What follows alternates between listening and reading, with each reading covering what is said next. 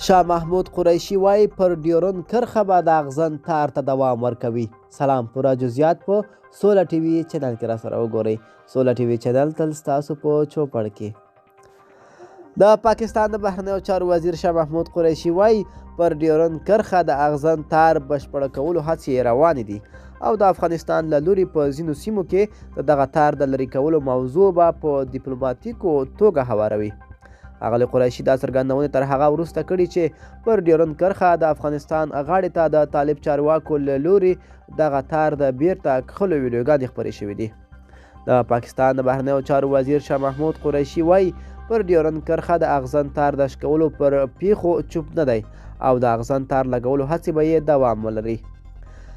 ښاغلي قریشي په اسلام آباد کې په یوه خبري غونډه کې د خبریالانو د هغې پوښتنې په ځواب کې چې له تیرو څو ورځې راهیسې د طالب چارواکو له لوري پر ټولنیزو رسنیو داسې ویډیوګانې خپرې شوي دي چې پکې طالب چارواکي د دغه اغزن تار په لرې کولو بوخت دي.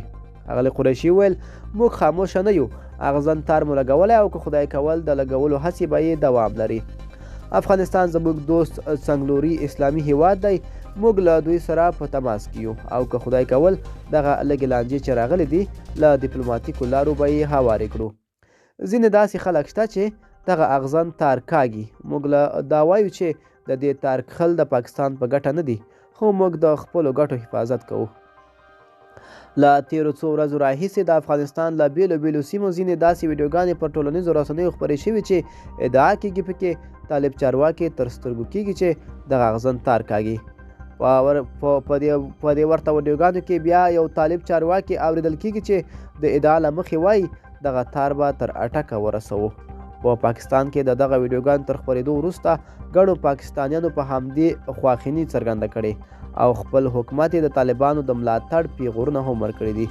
د طالبانو د حکومت د بهرنیو چارو وزارت له لوري په دې تړاو لا هم څه نه دي ویل شوي.